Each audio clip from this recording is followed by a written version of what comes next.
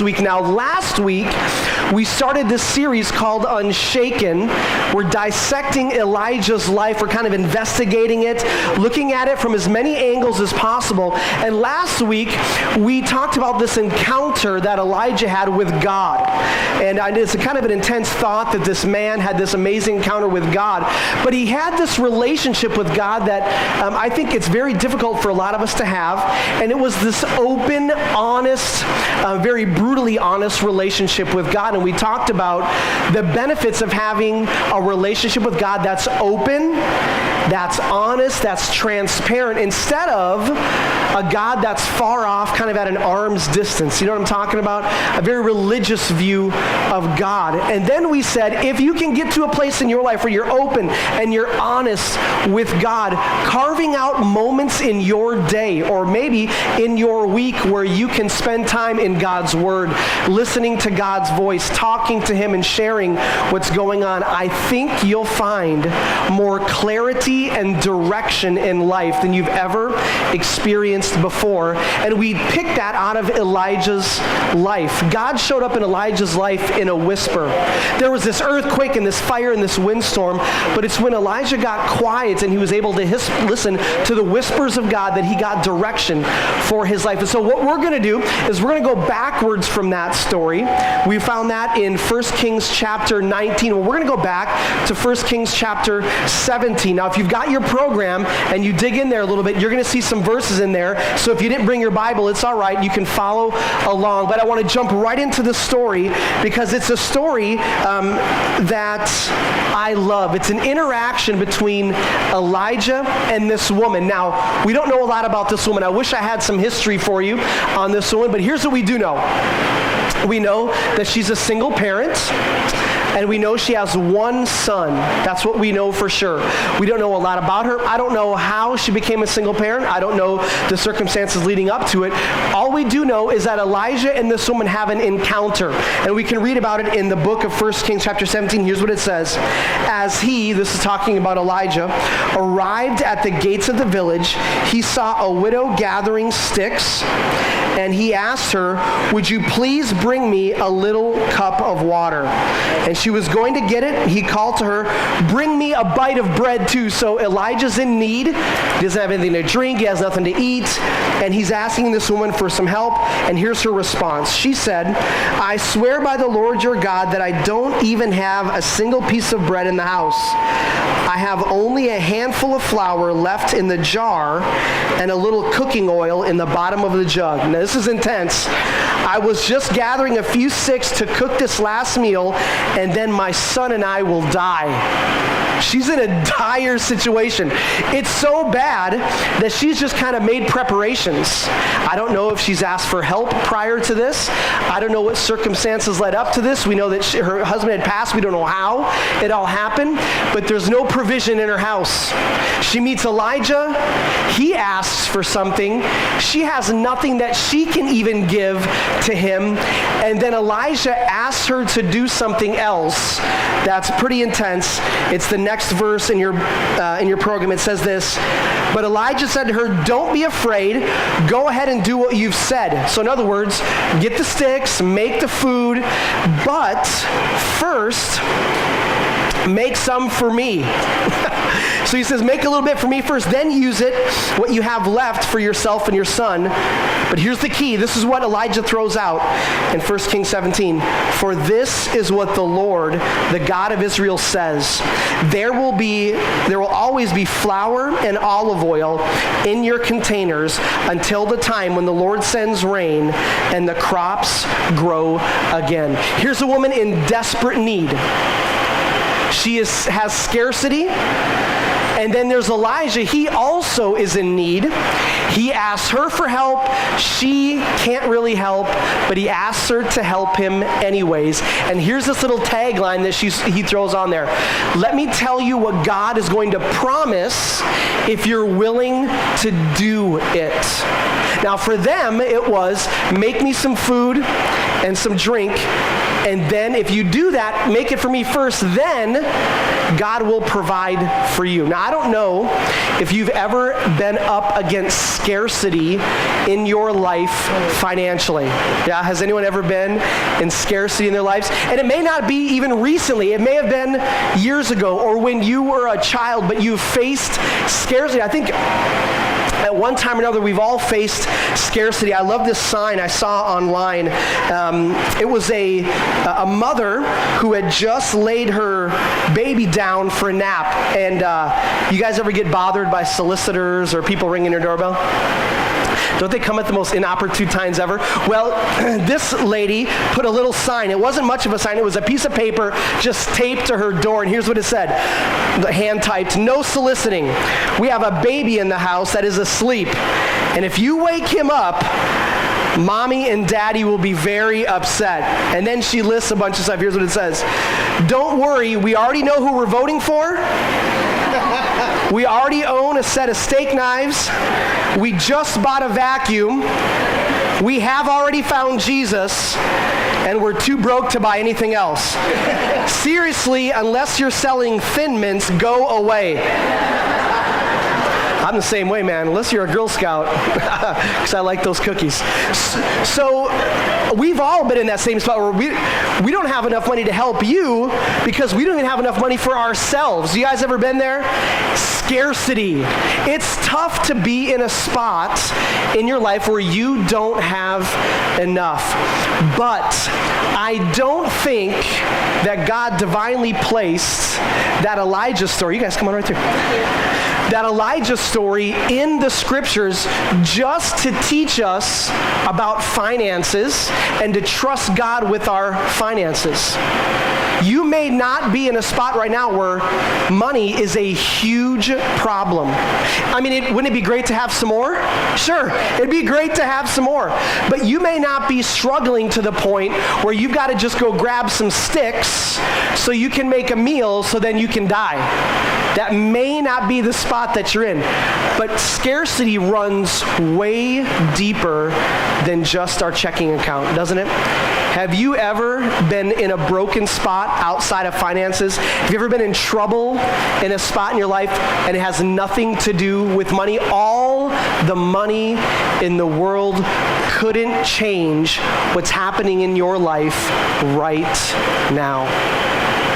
It's not going to fix the marriage that's being broken apart.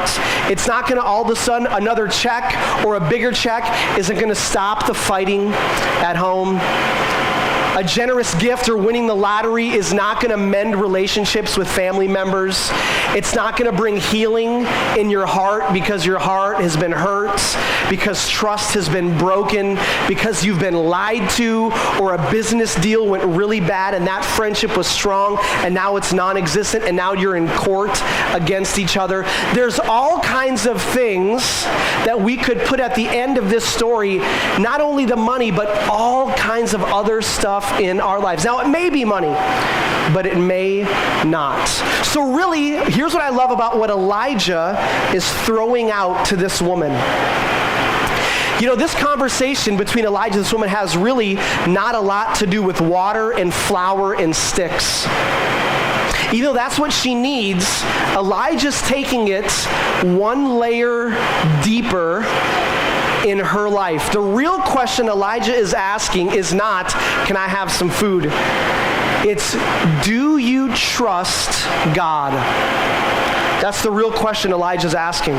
Because here's what he does. He makes a God promise. Here's a promise. If you'll do this, God will do this. Now the question is, will you do it? And if she does or not is 100% dependent on whether or not she trusts that God will do what he says he will do. How much do we trust God? That's the real question of this story. It's not about money and it's not about food. It's about trust. Is God faithful or is he untrustworthy? Is he faithful? Can he be trusted? Now, I don't know about you and your relationships, but I've had a lot of relationships in my life that I have lent trust to, and that person or that group of people has broken trust. Is that just me? Has your trust ever been broken by somebody, And they promised they would not. You can trust me. You can trust me. You can trust me is a very thrown around word. Hey, don't worry, you can trust me. Oh, really? Because the last time you said that, I learned I can't trust you. And so Elijah's taking it away from himself also. He's saying, this isn't about trusting Elijah. God made a promise. Do you trust God? Now, I have God. If you haven't seen him, if you're new around here, I'm pretty new around here too, but if you're really new, really, really new around here, I have 5 kids. And I love them all, and they're all amazing. They're all unique. If you have any kids at all, even if you have more than one kid, if you have 2, that grown in the same house, same parents, completely different people. You know what I'm talking about? I got 5 completely different people running around my house. I'm always thinking, where did you get that? Where in the world? Must be your mother you got that from. But breakfast before school is a big deal to us. Any of you breakfast skippers, you're not a breakfast, you've been skipping breakfast for years. Anybody? You all eat breakfast? Well, good for you. One person telling the truth. I know you can't all be eating breakfast every morning. Who skipped breakfast this morning? All right, I just asked who doesn't eat breakfast. One person who skipped the breakfast, half the group. All right. Breakfast is a big deal for us now. If my kids had their way, they'd eat cereal every morning. They'd eat like Fruity Pebbles or Frosted Flakes or Cinnamon Toast Crunch. Basically, they want sugar covered in milk. That's what they want, basically. We try to pump some oatmeal into them, which they actually like. Thank God. We brainwashed them early to eat oatmeal. But if they could have their way, they'd be eating cold cereal every single morning. Have you ever, or have you recently been in a grocery store and walked down the cereal aisle? How in the world did we end up with that many cereals? So I did a little research. Anybody take a guess? The most sold box of cereal in America? Holy cow. Cheerios. Pretty impressive. So I brought me a box of Cheerios. Now, have you ever eaten, how many guys would put sugar on your Cheerios if you ate it? Yeah, of course you would. All right. So, no? So I brought Honey Nut Cheerios because the sugar's already added. All right. Lots of, actually. Okay. So Cheerios, the number 1 sold cereal in all of America, and it's not even a close second. It sells twice as much as number 2. Here's the amazing thing about it. I bought this cereal, and I've bought this cereal before from good old General Mills here, and I bought this convinced that if, let's say tomorrow morning, school tomorrow, my kids are going to wake up and they're going to ask me for breakfast, and here's what I'm going to do. I'm going to pop open this little box, and sure enough, inside, guess what? Cheerios. No one would be surprised. What would be surprising if I opened this up and poured it, it was Frosted Flakes, you know what I'm saying? And so tomorrow, my kids are going to get oatmeal, but I'm going to pour this for them, and they're going to eat it up, and then I'm not going to think much about it after that. It's going to go back into the deal. I put very little time and energy thinking. I walked up to the shelf, I grabbed it, I put it in the cart, and then we paid for it. I never even, believe it or not, I never even stopped. I didn't even open the box first. I just bought it because it says so right here, Honey Nut Cheerios. And can I just digress for a moment? What cereal company thinks kids love bumblebees? Have you ever seen a kid want to get a bumblebee and there's a hive of bumblebees, let's go play by the bumblebees. My kids run from bumblebees, but these people, that's why I don't run cereal companies, I guess. And then right after I pour that cereal, here's what's going to happen. I'm going to open up the fridge. I'm going to crack open some milk, and I'm going to pour it. Now, I'll be honest with you. Anybody grew up on a dairy farm or around cows? Or have you ever seen a cow? Okay. Eventually, I was going to get somebody to raise their hand. if you've ever seen a cow or heard of a cow. And I'm going to hand this to my kids, right? I'm going to hand it to them, and they aren't even going to hesitate. They're going to pound that thing down, and then my boys are going to ask for seconds, is what's going to happen. Now, here's the amazing thing. I didn't grow up on a dairy farm. I didn't grow up around cows, and even if I would have, I know, I grew up in Minnesota, so there's some dairy farms around and stuff, but I don't know the whole process, guys. I don't know the process. This is about as much as I know about dairy farming, dairy cows, is there's some cows somewhere, and they have milk in here. And then somebody or some machine does a little of this, and the milk comes out from in here inside of a cow. And then I go buy this and pour it in the cereal, and then we eat it and drink it, right? That's about as technical as I get when it comes to the dairy cows, right? I don't know. Now, I bought this milk with this assumption. It says right here, I happened to buy this one over at Target, but it says whole milk and vitamin D, and it says on here, here's the ingredients, milk. That's the ingredients, right? I did not have this inspected by some chemist, nor did I go to a cow and then watch it get milked and then follow it all the way to the, Target. But I am willing right now, it's probably getting soggy. Yep. It's Cheerios and milk. Now, no one in here is surprised that that was Cheerios and milk, and here's why. Because it says right here, Cheerios. And it says right here, milk. I have so much trust in this milk company. I don't know if this is poison, if this is just water with some white coloring in it. I'll chug it. I trust it so much, I'm giving it to my own kids without having it tested for poison. Because I trust what it says. You and I got some trust issues. Your trust may have been broken in places too. I get it. But we are way more trusting than we think. We're willing to trust our very lives to go into a restaurant and order something on the menu, and when they bring it, we didn't have it. I don't know what they're doing back in that kitchen, but we just eat it because we trust that what they say and what we order, they're going to bring to us. Why is it that we are so quick to trust so many things, but when it comes to what God says, I'm not sure we can trust what God says. I'll trust the bumblebee on the Cheerios deal. I'll trust the milk company. I'll trust the waiter and the waitress and the cook, but not God. I'm not sure. I get that God says that He will forgive my sins when I ask, but I'm not sure. You have no idea what I've done while you're eating cereal, drinking the milk, could be poisonous. I'm not sure I can trust God. Is it so difficult to trust? I would say no. I think we're pretty trusting. I think where we place our trust is a big indicator of what we really, really believe. If I were to ask this now, and I won't ask you to raise your hand, but if you were asked one-on-one or you were given a poll, do you trust God? And you were honest, I think even if you're not a churched person, most people would say, I think I can trust God. I think I can trust God. And it's really easy to check off until you're faced with something where you actually need to trust God. See, do you know why we trust the milk and the General Mills and the restaurant? Is because it's just part of our daily lives. We've been doing it for so long.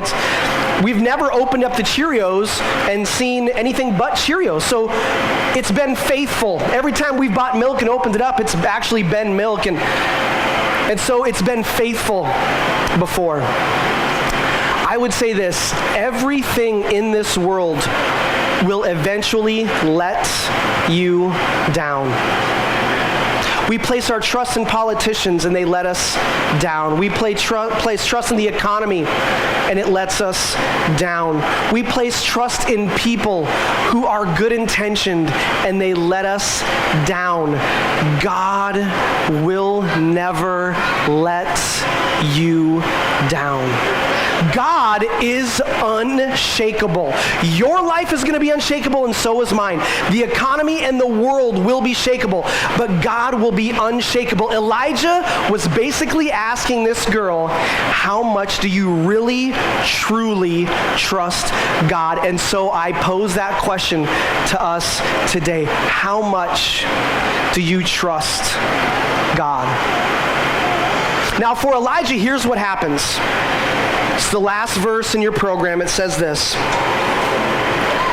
So she did as Elijah said. So she trusted. And here's the result. She and Elijah and her family continued to eat for many days. Remember, she had enough for one meal left. And there was always enough flour and olive oil left in the containers. Here's the key. Just as the Lord promised through Elijah. Just as the Lord promised. Got a little question for you today. I think it's a short question. It's not a complex question, but it carries a lot of weight. And I don't know if we could all answer this fully today. Here it is. If you say you trust God, do your actions back up what you've been saying? She trusted God so much she did what Elijah asked. She made the meals but gave most to him. And then the provision came. See, the scarcity, the brokenness, the pain, all of that stuff in our lives is an opportunity for God to show himself faithful on your behalf. And he'll never lie about it. And he'll never make promises that he doesn't keep. And he'll never stab you in the back. And he'll never leave you hanging. God is unshakable. That isn't in question when this conversation. But you notice that the woman does not even ask if God will follow through, because God is unshakable. The question is God going to come through? Is God going to be honest with his promises? The only question is are we going to trust him? That's really the question. And we could sit down and have all kinds of debates about God if you want to. But at the end of the day, trust is God's greatest desire from us. You can't even become what we would call a Christian, a Christ follower, without trusting him to forgive your sins and trusting him to be Lord of your life. That's step one in the walk with Christ. So trust is the foundation. Trust is the foundation. Do we trust God as much as we say we do? I hope the answer is yes. But there are days when even being a pastor, I struggle with trust. God, this is so big. Can you pull this off? His answer is always yes. His question is, I'll do it. Do you trust me? Do you trust me? This week, I hope this question rolls around in your mind. I hope that the story of Elijah is more than just a story. It's a reflection of your heart, of your life, of my heart and my life, on whether or not we will trust God. Because at the end of the day, can I just say this before we pray? If you're really not going to trust God, what are we doing in this whole Christian thing anyways? What's really the point if we serve a God that we can't trust? But if he is trustworthy, then let's give him our trust fully. Not partially, not in pieces, not when you can handle, God, I'll handle this, you take care of this. No, God's asking for all of it. He's asking for our trust. Church family, this week, I pray we wrestle with whether or not we really trust God. And if you get to a place this week, maybe it's today, and maybe it's on Thursday, where you're saying, I'll be really honest, I haven't really placed my trust in God. It just takes a moment to say, God, it's been difficult and I'm not sure how it's all going to work out, but I trust you. What great 3 words as a prayer this week. God, I trust you.